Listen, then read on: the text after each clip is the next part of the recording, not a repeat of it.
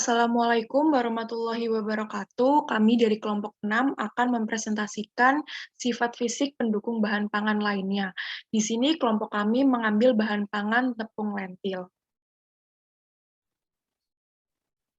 Adapun anggota kelompok dari kelompok 6 yaitu ada Hanifah Faikotul Ilmi dengan NPM 200 330 162, Afina Rahma Saraswati dengan NPM 200 330 197, Revina Katarina Andriani NPM 200 330 198, dan Ahmad Alvin Haryadi dengan NPM 200 330 10105. Pengertian sifat fisik bahan pangan bisa didefinisikan sebagai sifat atas karakteristik yang mendeskripsikan secara fisik suatu bahan pangan. Kemudian tepung merupakan bentuk hasil pengolahan bahan dengan cara penggilingan atau penepungan. Sedangkan lentil yaitu salah satu jenis tanaman dari keluarga Fabaceae yang memiliki kandungan protein, asam folat, dan senyawa antioksidan berupa polifenol yang cukup tinggi. Berikut 4 jurnal internasional yang akan kami gunakan dalam review jurnal ini. Jurnal yang pertama menggunakan metode penelitian pH yang diukur selama penyimpanan penggunaan pH meter portable. Kemudian sineresis ditentukan sebagai jumlah pemisahan whey spontan dari yogurt sesuai dengan metode yang dijelaskan oleh Luque, Munro, and Singh 1998 dengan beberapa modifikasi. Volume whey yang dikeringkan dari 100 ml yogurt set yang tidak terganggu yang disiapkan dalam tabung silinder diukur dan dilaporkan sebagai persentase. Warna ditentukan sebagai kecerahan, yaitu L merah atau kehijauan A dan kuning atau kebiruan B menggunakan kalorimeter spektrofotometer. Hasil penelitian berdasarkan sampel pH menurun dari 4,5 menjadi sekitar 4,0 selama periode penyimpanan 28 hari. Pengurangan pH ini sedikit lebih banyak pada sampel yang diberi suplemen lentil 1% dan 2% dibandingkan dengan sampel lainnya. Hasil produksi yogurt yang diberi tambahan tepung lentil ini memiliki tingkat kecerahan yang lebih rendah, lebih sedikit kehijauan, dan lebih banyak warna kekuningan dibandingkan dengan sampel yang ditambah susu skim. Setelah 28 hari, kecerahan sampel ini akan diberi tambahan lentil meningkat, dan yogurt yang ditambah tepung miju-miju 3% juga mengembang warna sedikit kemerahan yang berbeda secara signifikan. Selain itu, sampel yogurt dengan susu skim yang diberi susu skim 1-3% juga memiliki homogenitas maksimum, diikuti oleh sampel tepung lentil 3%, sampel kontrol 2%, dan sampel tepung lentil 1%. Berikutnya yaitu untuk jurnal yang kedua, untuk metode penelitiannya. Pada penelitian ini menggunakan tepung lentil dari 2 kultivar berbeda yang setelah dibuang kulitnya berwarna kuning dan jingga. Untuk warna tepung diukur menggunakan spektrofotometer Minolta CN 508i dan hasilnya dinyatakan dalam ruang warna CIE, L bintang, A bintang, dan B bintang. Terdapat 2 jenis kue yang dibuat pada penelitian ini, yaitu kue lapis, kue bolu dengan formula yang berbeda. Dalam penelitian ini dihasilkan kue lapis dan kue bolu masing-masing 9 jenis. Kue dengan tepung terigu 100% dan 8 kue uji berdasarkan kombinasi kuliner ukuran partikel tepung halus atau kasar, dan persentase substitusi 50% atau 100%. Untuk hasil penelitian menunjukkan bahwa formula kue lapis memiliki kepadatan adonan yang lebih tinggi dibandingkan formula kue bolu. Sementara penambahan tepung lentil ke dalam adonan akan mengurangi densitas pada formula kue lapis, tetapi meningkatkan densitas pada formula kue bolu dari segi morfologi kue. Meningkatkan proporsi tepung lentil menyebabkan penurunan volume dan peningkatan kepadatan pada kue lapis. Pada pengamatan, kue bolu mengalami peningkatan kue setelah penambahan 50% tepung lentil kuning. Dari segi tekstur menunjukkan pada kue lapis memiliki tingkat kekerasan yang semakin meningkat seiring dengan meningkatnya persentase tepung kacang-kacangan. Namun pada kue bolu, tingkat kekerasan kue dengan penambahan tepung lentil 100% lebih besar dari yang diharapkan dibandingkan kue kontrol. Untuk segi warna, penambahan tepung lentil pada kue lapis mengurangi sampel L bintang dan meningkatkan remah B bintang dengan warna remah lebih kekuningan. Sementara pada kue bolio penambahan tepung lentil tidak terlalu terlihat jelas, tetapi ada peningkatan warna kemerahan atau peningkatan nilai A bintang setelah penambahan tepung lentil jingga.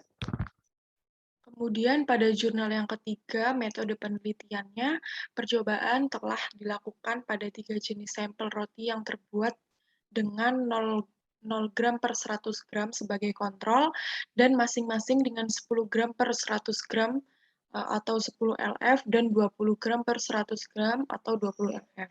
Dari percobaan ini akan diuji sifat fisik dan kimia dari roti yang terbuat dari tepung lentil. Salah satunya adalah uji remah. Uji remah pada percobaan ini menggunakan penganalisis visual elektronik.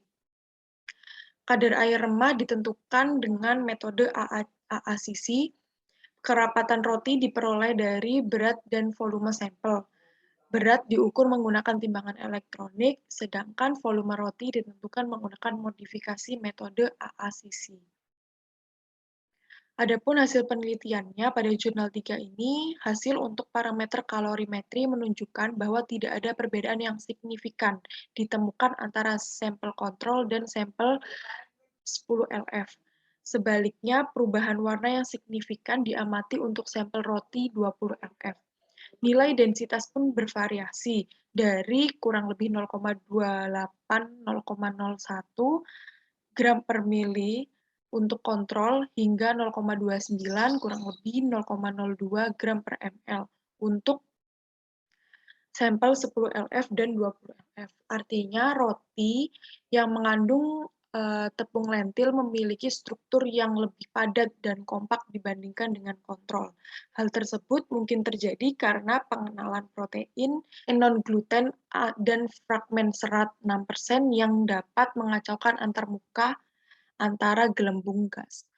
Gelembung roti adalah kantong udara yang ada di roti panggang.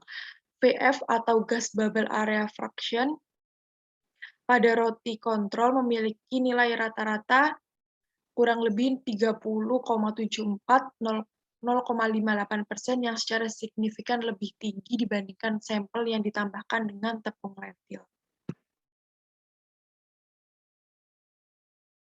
Pada jurnal keempat, metodologi penelitian yang digunakan pada percobaan ini dilakukan dari bahan utama legum yang dihargai dari sudut pandang nutrisi dengan sejumlah besar kalsium dan vitamin A dan B dan sumber zat besi dan fosfor yang baik dalam yogurt. Dampak dari penggabungan tepung hijau-hijau dipanggang atau tanpa dipanggang pada kualitas fisikimia, mikrobiologis, sensorik yogurt telah dinilai selama periode penyimpanan 21 hari.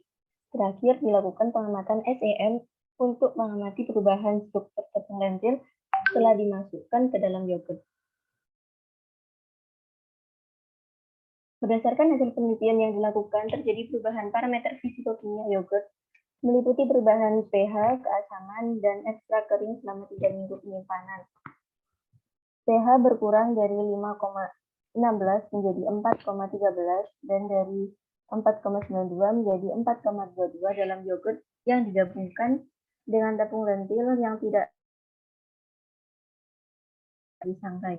Pada pH 4,51 menjadi 4,30 dalam sampel kontrol. Penambahan tepung lentil baik yang dipanggang maupun tidak berpengaruh nyata terhadap pH yogurt. Kemudian untuk ekstrak kering dari yogurt yang berbeda variasi antara 11,4 dan 10,8 gram per 100 gram untuk kontrol yogurt dan antara 22,8 dan 23 gram per 100 gram untuk yogurt dengan tepung lentil panggang masing-masing dari hari ke-0 hingga hari ke-21, sedangkan untuk yogurt dengan tepung lentil tidak disangrai, ekstrak keringnya tidak berubah, yaitu 23 gram per 100 gram selama penyimpanan di lemari pendingin. Pada hasil pengamatan pemisahan whey menunjukkan bahwa pemisahan whey lebih rendah pada yogurt yang dipercaya dibandingkan dengan yogurt kontrol setelah 15 hari penyimpanan didinginkan. Tepung lentil dipanggang atau tanpa dipanggang dalam yogurt mengurangi jumlah pemisahan whey dari masa padat dengan tingkat 77,42 dan 91,94% untuk yogurt dengan tepung lentil tidak disangrai dan yogurt dengan tepung lentil yang disangrai. Next. Kesimpulan dari keempat jurnal yang kami lakukan, dalam jurnal pertama menunjukkan bahwa yogurt dengan suplementasi lentil 1% hingga 2% memiliki pemisahan W yang jauh lebih tinggi. Kemudian dalam jurnal 2 menunjukkan bahwa tepung lentil ke dalam formulasi kue memungkinkan dalam meningkatkan nilai gizi dan kultivar lentil juga dapat mempengaruhi warna kue. Dalam jurnal 3 menunjukkan bahwa roti yang diberi campuran tepung lentil memiliki tekstur yang lebih padat dibandingkan dengan roti yang tidak diberi campuran lentil. Dalam jurnal keempat menunjukkan bahwa penambahan tepung lentil tidak mempengaruhi karakteristik sensorik atau penerimaan oleh konsumen yang secara positif menghargai yogurt dengan tepung lentil dibandingkan dengan yogurt biasa. Terima kasih atas perhatiannya. Sekian dari kelompok kami. Wassalamualaikum warahmatullahi wabarakatuh.